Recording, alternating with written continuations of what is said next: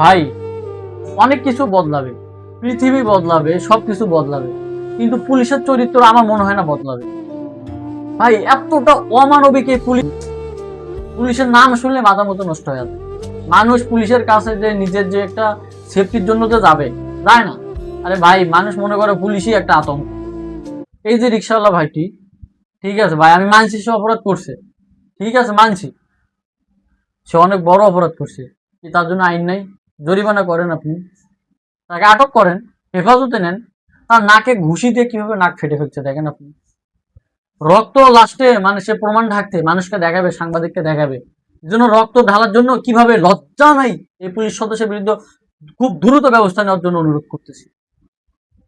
নিম্নতম লজ্জা নাই এই পুলিশ সদস্য, এদের কারণে আরো 100 জন পুলিশের বদনাম হয়।